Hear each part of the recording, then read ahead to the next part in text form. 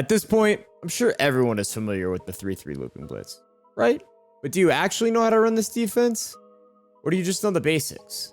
In this one, we're going to go over exactly how I set up my absolutely dominant 3-3 and all the tips and tricks necessary to take your defense from a stock call to a pro level defense out there.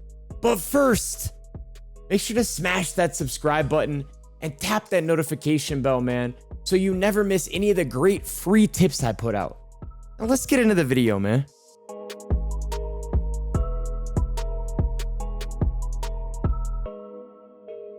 If you load up into a game of Madden 23, there's a good chance you're going to face somebody running 3-3 linebacker blitz 0. And most people know how to set it up. But in case you don't, let's start with the base 2 adjustment. So first we want to pinch our linebackers. So we're going to press right on the D-pad. Then we're going to press down on the left stick. You can see my linebackers moved in there. You can see they moved in, they pinched, right? Now next, we're going to press RB or R1 twice. This is going to contain. Now you see these guys are in contain angles. And what happens is that basically they're going to loop all the way outside these DNs right here. And these DNs are going to get the tackle's attention. So there's going to be nobody to pick these guys up. So even if they max protect, grab my controller on offense here. And if I could remember how to max protect. There you go. Even if you max protect, you can see this pressure is going to get in. So let me go ahead and snap the ball. And in practice mode, of course, it's going to pick it up in practice mode. You know it gets in. It gets in every single time in the game verse 7. Every single time. We know this. Okay. So we're going to want to pinch our linebackers right on the D-pad, down on the left stick. Then RB or R1 twice to contain. And then I'll show you. Boom. And you can see these guys are going to loop all the way around and get in. So that's the basics. That's what Clef showed on day 1 of the game, or day 0 of the game. That's just the basics of this defense, though. And you can see that even against 7, it will get pressure in consistently unless they know how to block it. Now, there are ways to block it, but even against those, it's inconsistent. So we are going to get pressure consistently. But to take this defense to the next level, let's head back to our lineup screen. For starters with this defense, we want to make sure we have tall, fast outside corners who are equipped with mid-zone KO. So you can see I have L'Jarius Sneed and Patrick Surtain. Patrick Surtain will be off the team tomorrow because that new Woolen card comes out. But if y'all are looking for a budget card, I would recommend that Patrick Surtain. Anyway, you want tall, fast guys who can get physical and who have good man coverage, obviously. You want to put mid-zone KO on them because mid-zone KO is going to give us the best coverage. It's going to cover the most of the time, right? The majority of receivers are going to be running medium routes. Occasionally, there'll be receivers running a deep route or running short routes, but the majority of receivers are going to be falling into that medium range. Additionally, we want to make sure that we have a safety who also has mid-zone on him. The reason being is the safety actually covers the tight end in a lot of formations when we're playing this 3-3 defense, this cover 0. So we want to make sure that the tight end has mid-zone at least. Now, I also recommend that you have deep zone. So I have Ronnie, and I have mid-zone and deep zone equipped here, as well as I would say that you want at least 1 inside stuff, if not 2. Now, neither inside stuff actually start for me. They only come in against runners. So that's 4 AP that sits on my bench. You can judge that how you will. I've been happy with it. I'm happy to pay the 4 AP, not to lose to base and Owen trap. I think you could probably get away with 1 though. I'm just not sure where you'd put the other 2 AP right now. Another thing I wanted to touch on here with the Ronnie lot I'm running at strong safety is that in certain situations, because of the mid and the deep zone KO, in formations like against bunch, I'll actually pause the game, go into the depth chart, and manually sub him in at slot corner. The reason is because in certain formations, the slot corner is actually going to be more impactful than the safety in man coverage calls. So I play it play by play. It's really dependent upon what formation. Like I said, one of the ones I always do it against is bunch. I noticed that I have a crazy amount of success putting Ronnie in that slot cornerback role against bunch with that mid and that deep zone KO. Getting back into the on the field adjustments with this defense, we're actually going to want to learn a base of 4 adjustments, not just the base 2 that Clef taught on day 0. So we're actually going to want to pinch our linebackers, contain, press our DBs, and then shade over the top every single time. So that's 4 adjustments. To do that, let me reset everything. We're going to press right on the D-pad, down on the left stick. Now that will go ahead and pinch the linebackers. Then we're going to press RB or R1 twice. That will contain. We're going to press Y or triangle. And then down on the left stick, you can see that brought these corners in. That will press the DBs. And then immediately after we do that, we want to press Y again.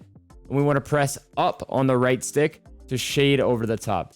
That's going to tell these corners to play bump and run coverage, not a true press coverage, which is going to be much, much better for us, especially in this defense right here. So we want to make sure we have those 4 adjustments down and that we can get them down quickly before we move on to the next part of the video. Now that we have our base 4 adjustments, I want to get into some of the conceptual things that make my 3-3 better than most 3-3s. The first issue we can see when we come out in 3-3 is that in a lot of formations, the safeties are crossed. Now, what I mean by that is that the free side safety has to cross all the way across the field to cover the running back in the flat. Additionally, in some formations, like bunch tight end, the strong side safety will also have to cross the entire field to cover the tight end. Now, this is a massive issue because you leave huge gaps. So we can see if we go ahead and just snap this play, we can see I can throw to this running back in the flat all day, and that's a free 15, 20 yards. I mean, if we're in an MCS game, I can live off that. That's money, right? So you see the safety all the way back here. He has to travel so far downhill to get here. So the first thing we do when we come out in 3-3 against somebody we haven't faced is we want to check alignment.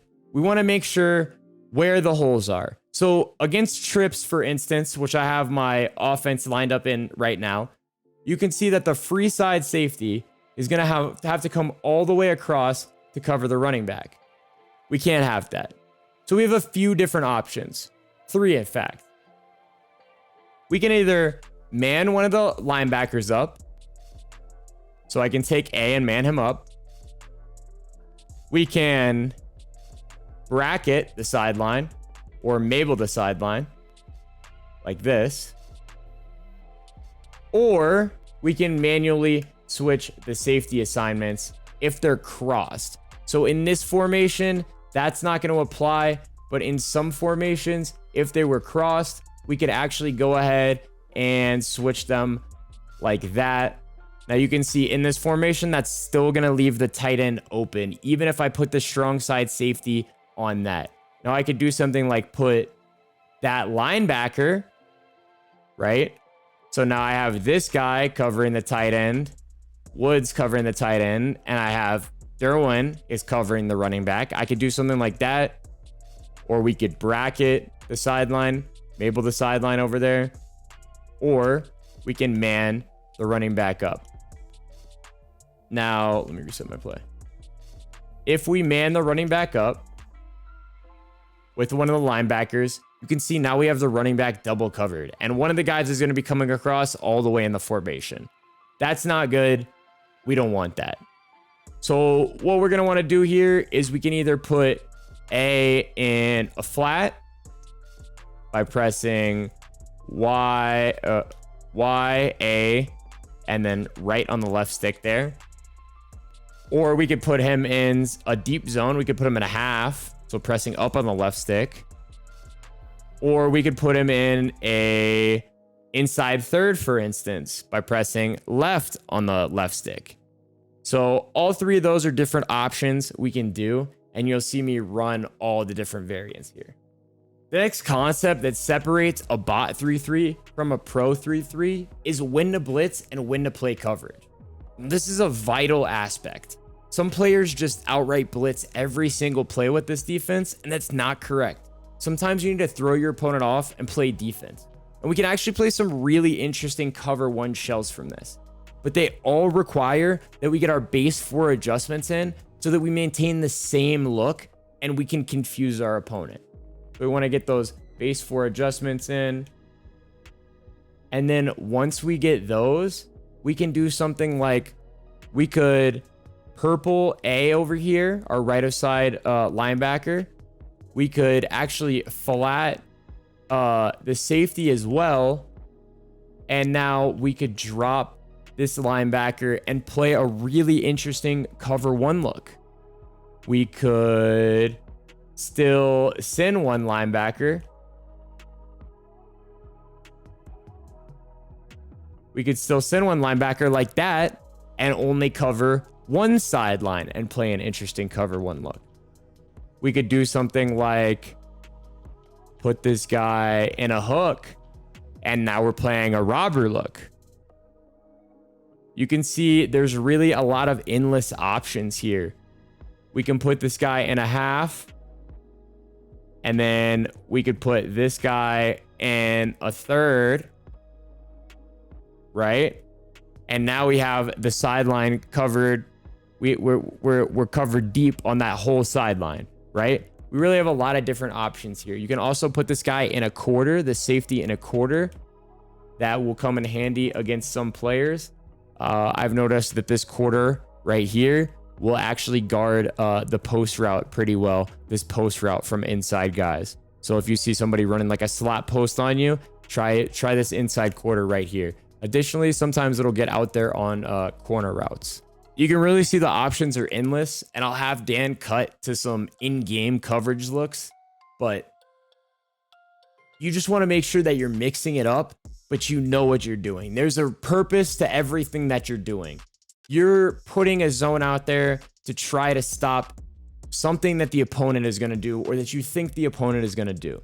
Never just adjust your zone drops or just put zones out there, just man guys up just because you feel like it. There should be a rhyme and a reason to everything that you do on defense, and that really separates the bots from the pros.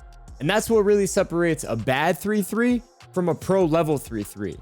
A few simple concepts and the ability to understand and make on-the-fly adjustments in order to counter the opponent, all while giving the same look. I went so in-depth in this video breaking down the 3-3, but I have even more tips and tricks to share with y'all. So if you want a full defensive ebook, make sure to let me know down in the comments section below.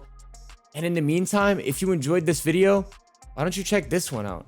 I used that 3-3 defense to be one of the best in the world.